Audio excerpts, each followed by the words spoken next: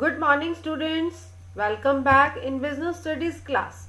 In today's session we are going to discuss the consumer cooperative store and automatic vending machine means AVM as a large scale retailing. What is consumer cooperative store? Consumer cooperative store is a large scale retail organization owned, managed and controlled by consumers themselves. The objective such organization is to eliminate middlemen and thereby reduce the cost of merchandise.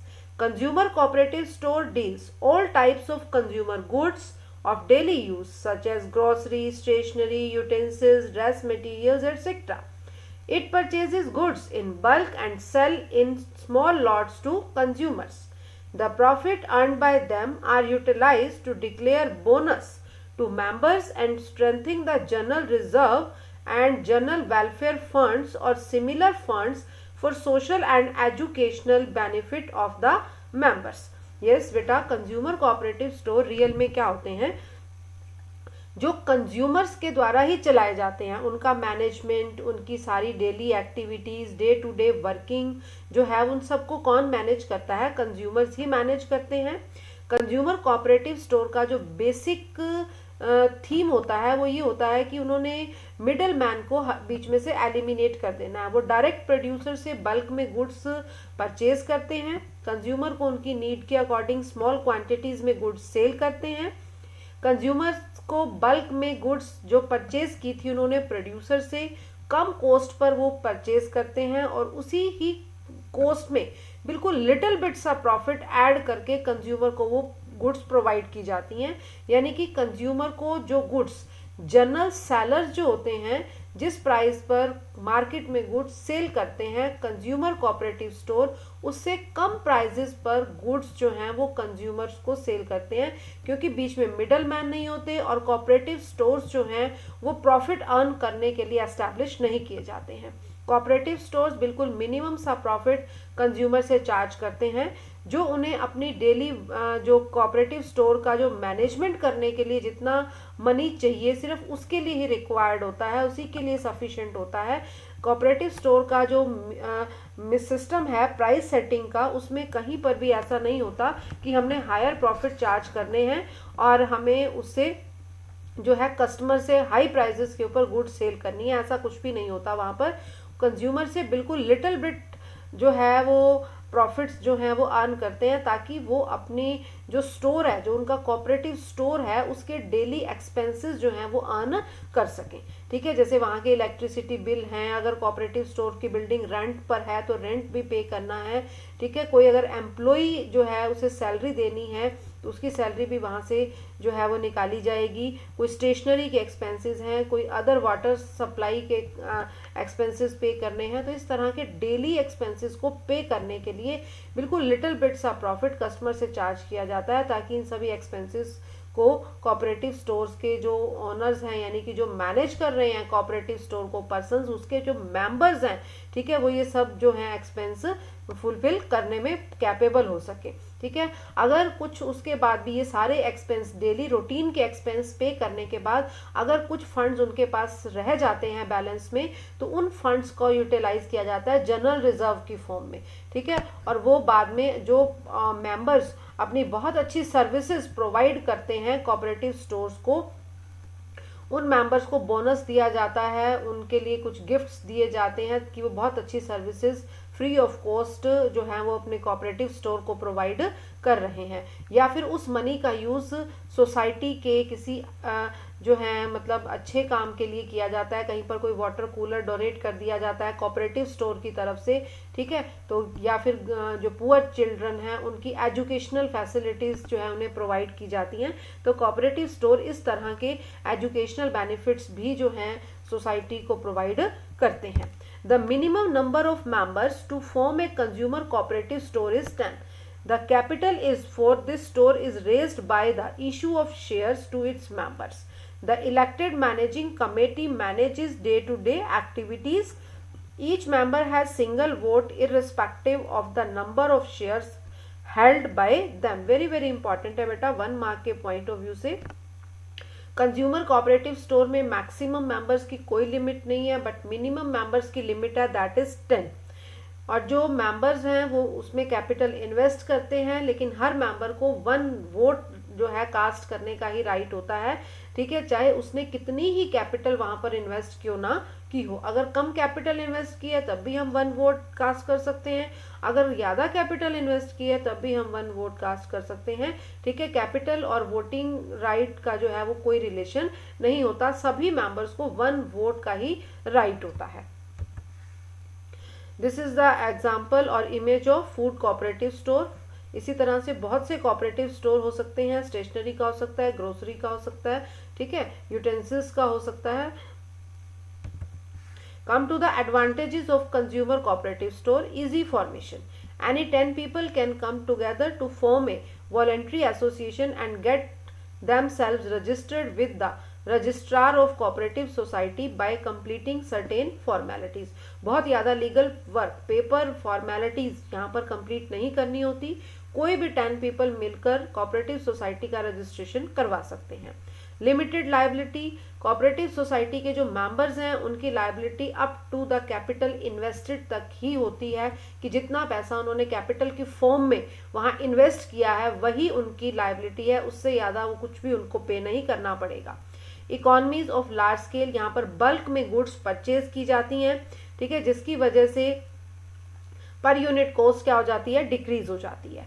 Democratic management, it is managed by managing committee. Managing committee कहाँ से बनती है, जो members हैं उनमें ही voting हो जाती है कि कौन सेक्रेटरी बनेगा, कौन प्रेसिडेंट बनेगा, कौन ट्रेजरार बनेगा, ठीक है। तो उसके बेस पर जो है सारा मैनेजमेंट किया जाता है, डेमोक्रेटिक मैनेजमेंट होता है। कोई भी डिसीजन लिया जाना है तो उसके लिए वोटिंग होती है, जिस फेवर में वोट होते हैं वही डिसीजन जो है वो इम्प्लीमेंट किया जाता है। वैसे बच्चे हम ये सभी की सभी पॉइंट्स ऑलरेडी जो है यूनिट 2 में हमारा कोऑपरेटिव ऑर्गेनाइजेशन का एक चैप्टर हमने रीड किया, वहाँ हम ऑलरेडी डिस्कस कर चुके हैं, फिर भी मैं थोड़ा सा यहाँ पर एक्सप्लेन कर रही हूँ। नेक्स्ट इज लोअर प्राइसेस, यहाँ बल्क में गुड्स परचेज की जाती हैं, बीच में एलिमिनेट किया जाता है मिडल मैन को, मिडल मैन बेटा नहीं होता है, जिसकी वजह से प्रॉफिट मार्जिन्स जो हैं वो बिल्कुल कम होते हैं, जिसका कंज्यूमर को बेनिफिट मिलता है। कंज्यूमर को गुड्स जो हैं मार्केट प्राइसेस से कम प्राइसेस पर अवेलेबल होती हैं।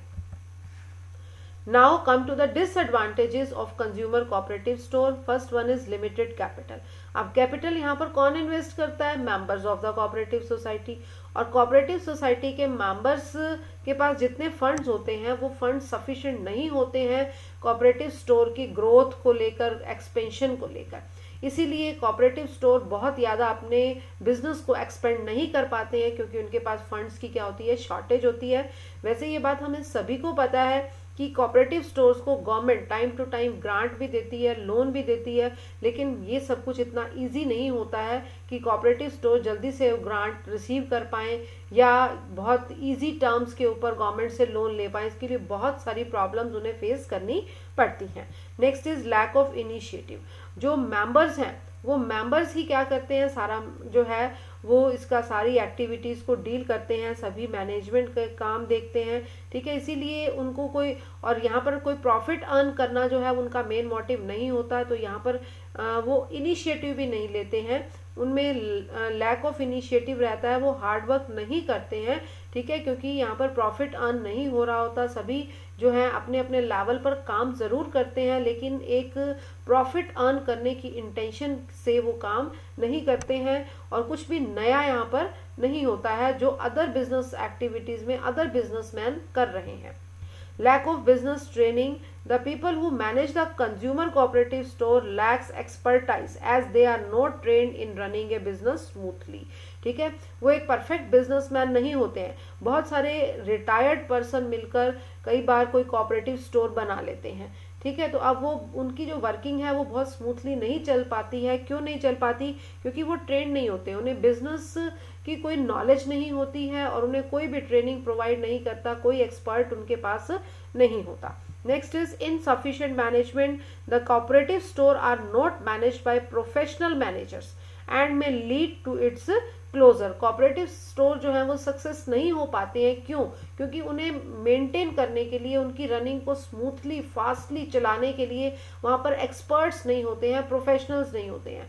जो मेंबर्स होते हैं वो खुद ही आपस में जो है वो एक्टिविटीज़ को, काम को, वर्क को डिस्ट्रीब्यूट कर लेते हैं कि फर्स्ट पर्सन क्या करेगा, सेकंड क्या करेगा, ठीक है। चाहे फर्स्ट पर्सन को उस काम की नॉलेज है या नहीं है, ठीक है, वो उसे करने की, अच्छे से करने की कोशिश जरूर करता है, पर वो नहीं कर पाता है, ठीक है। क्यों? क्योंकि वो एक्सपर्ट नहीं है, कोई उन्हें ट्रेनिंग देने वाला नहीं होता, ठीक है।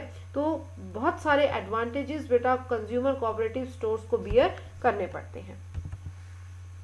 The next topic is AVM, that is automatic vending machine. A revolution in the marketing method is the emergence of vending machines. These are coin operated machines found very suitable in selling products like hot beverages, platform tickets, soft drinks, newspaper, etc. Absence of salesman is the special or silent feature of this machine. It is useful technique of selling low priced goods of standard quality and uniform size. Yes बेटा, आप यहाँ पर एक बहुत बड़ी सी machine देख रहे हैं, ठीक है। इस मशीन को कोई भी पर्सन ऑपरेट कर सकता है, जैसा कि ये गर्ल यहाँ पर इस मशीन को ऑपरेट कर रही है। यहाँ पर कोड नंबर्स होते हैं, ठीक है, प्रोडक्ट्स की लिस्ट होती है कि किस प्रोडक्ट की क्या प्राइस है, और वो प्राइस जो है वो पॉइंट्स में नहीं होते, यानी कि 8.5 किसी प्रोडक्ट का प्राइस नहीं हो सकता, वो या तो 10 रुपीज़ होगा या 5 रुपीज़ होगा, ठीक है। और वही रुपीज़ जो हैं वो कॉइन्स में आपको इस मशीन में पुट करने होंगे, ठीक है। एटीएम की तरह, जैसे हम अपना डेबिट कार्ड एटीएम मशीन में डालते हैं, ठीक है, तो और जो फिर ट्रांजैक्शन हो जाती है, सेम उसी तरह से, ठीक है, एवीएम मशीन होती है। एवीएम मशीन में एक पर्टिकुलर स्पेस होता है जहां से कंज्यूमर जो है कॉइन अंदर पुट करता है, और वो कॉइन उतने का ही होना चाहिए जितने का आपको प्रोडक्ट चाहिए। अगर आपको 10 रुपीज़ की वाटर बॉटल चाहिए, 20 रुपीज़ का कोल्ड ड्रिंक का केन चाहिए, तो आप 20 रुपीज़ के कॉइन ही जो है मशीन में पुट करोगे। 10 रुपीज़ का चाहिए तो 10 रुपीज़ के कॉइन ही मशीन में पुट करोगे, ठीक है। और वो कॉइन मशीन्स में जैसे ही रिसीव होंगे, आप यहाँ से जो नेक्स्ट बटन होगा उसे आप प्रेस करोगे कि आपको वाटर बॉटल चाहिए, आपको चॉकलेट चाहिए, आपको कोल्ड ड्रिंक चाहिए, ठीक है, तो आपका जो प्रोडक्ट है वो इस मशीन से जो है वो बाहर आ जाएगा, ठीक है। इस मशीन को यूज़ करने के लिए कंज्यूमर को किसी सेल्समैन की हेल्प नहीं लेनी होती, वो खुद अपने लेवल पर इस मशीन को जो है वो यूज़ करता है, और बहुत ही इस मशीन को यूज़ करना ईजी होता है। There are some advantages and disadvantages of automatic vending machine. Very first, we are going to discuss the advantages of vending machines. Vending machines are useful for selling pre-packed items of low-priced products with uniform size and weight. सभी products के size और wait क्या होने चाहिए? Similar होने चाहिए। Product के prices कम होने चाहिए, क्योंकि पेमेंट्स किस में होनी है? कॉइन्स में होनी है। प्रोडक्ट ऐसे होने चाहिए जो ऑलरेडी पैक्ड हो, सील पैक्ड हो, जिनको पैक करने की रिक्वायरमेंट ना हो। As like ATM, it's working is 24 multiplied by 7, it means 7 days, week के 7 डेज में 24 आवर्स जो है ये मशीन्स जो है वो वर्क करती हैं। It is very convenient for both the seller and buyer. कोई सेल्समैन नहीं होता, सेलर के लिए जो है यहाँ पर मनी सेव हो जाती है कि उन्हें सेल्समैन नहीं अपॉइंट करना, सेल्समैन की सैलरी नहीं देनी। और बायर के लिए ये फैसिलिटी रहती है कि 24 आवर्स वो जो है कुछ भी परचेज कर सकता है जो एवीएम मशीन के अंदर अवेलेबल है। There are the some advantages. Initial cost of the machine and its maintenance charges on regular basis and repair are quite high. ठीक है, मशीन कॉस्टली होती है, टाइम टू टाइम उसकी रिपेयर भी करवानी पड़ती है, और रिपेयर चार्जेस हाई होते हैं। Consumer can not see the product before buying. ठीक है, आप प्रोडक्ट को बाय करने से पहले कुछ भी उसको चेक नहीं कर सकते। फॉर एग्जाम्पल, आप एक जो है मिल्क बॉटल वहाँ से परचेज करने जा रहे हो, तो आप उसको परचेज करने से पहले उसकी मैन्युफैक्चरिंग, उसकी एक्सपायरी डेट को चेक नहीं कर सकते। Return of goods is impossible in case of vending machine. अगर आपको डिफेक्टिव गुड्स आ गई हैं, गुड्स ऑर्डर जो आपने वहाँ पर पुट किया था, यानी कि जिस इंस्ट्रक्शंस को रीड करने के बाद आपने जो मशीन का बटन प्रेस किया था, उस बटन को प्रेस करने पर जो प्रोडक्ट आपने डिमांड किया था वो नहीं आता है, उसके प्लेस पर कोई अदर प्रोडक्ट आ जाता है, तो वो वापस नहीं जाएगा। These are the some advantages and disadvantages of automatic vending machines. Thanks and have a nice day.